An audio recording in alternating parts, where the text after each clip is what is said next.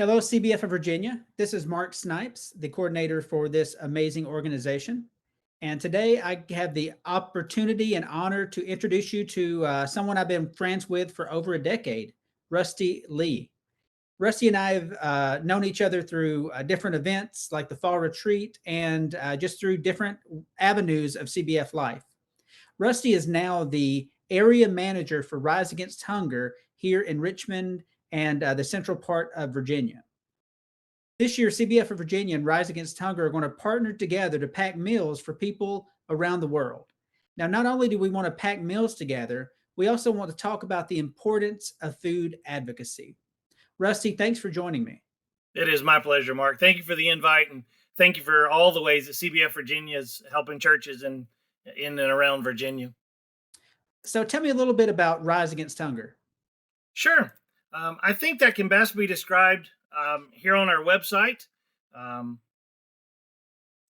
uh, we are a global movement trying to end hunger. It's that simple and that complicated. Um, the reason we do that is quite simple. Hunger impacts everything. As far as health, we know that almost half of all childhood deaths worldwide occur in children with malnutrition.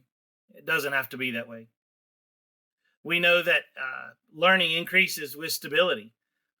Without the right nutrients, the brain can't develop properly, and resulting in long-term effects of learning abilities. Doesn't have to be that way. And we know that self-sufficiency can lead to growth. We know that sadly, as many as 128 million people around the world don't receive enough nutrition to lead an active, healthy life or provide for themselves or their families. So it's our mission to make a difference in those areas.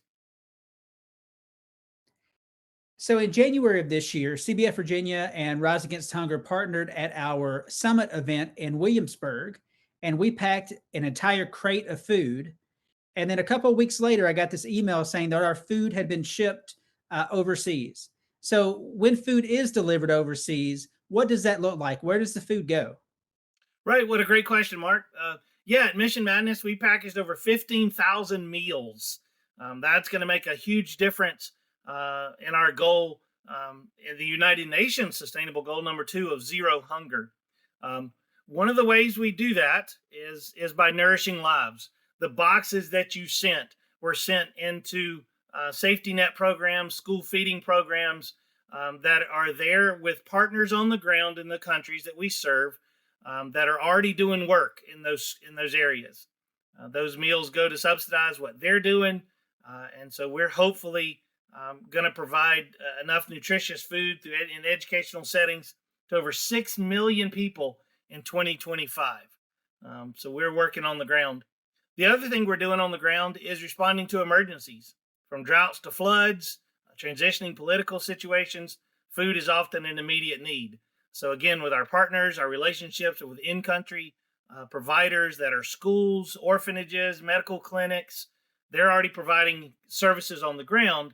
We're able to respond to emergencies as they happen. And finally, the meals go to empowering our communities. It's not just enough to send food, although that helps for a moment. The funds that we're able to raise go to bolster agricultural production and incomes through programs promoting improved agricultural methods, business skills, and market access. You really are making it possible for a community to sustain themselves at the end of the day. So, it's about feeding people, it's about helping to teach people to feed themselves in better ways. And I know you also are very interested in invested in advocacy work. What does advocacy around food mean to you? Well, Mark, it's clear in Scripture that feeding the hungry is a high calling, and we know that the advocacy work we do to feed the hungry starts with the physical and moves to the spiritual. And so, for food advocacy, for me, whether it's local food insecurities that exist here in Central Virginia or it's in the South Sudan, we know that it needs to be spoken to. We know the issue exists. We know that there are ways that we can honor the recipients and we can advocate on their behalf because, in a lot of cases, those who don't have a voice need someone to speak for them. So this partnership, I am super excited that churches, CBF churches, are going to have a chance to speak and rise up on behalf of those that need the support. Absolutely. Now let's move to a really practical level. What does a packing event look like for local churches? Wow, what a great question. We were just out at our website, and I'll hope that folks will take time through this after watching this video. So go to our website and look at a video called It Starts with a Meal. I can best describe it as intergenerational controlled chaos. It's 2 hours of a lot of fun. You can ask a lot of our CBF churches who have done it in the past what it looks like, but we'll bring everything you need from the hairnets to the equipment to the food itself. We just need your smile, your people, and of course your pennies to make it all possible. So we're super grateful for this partnership and look forward to some wonderful events in the future.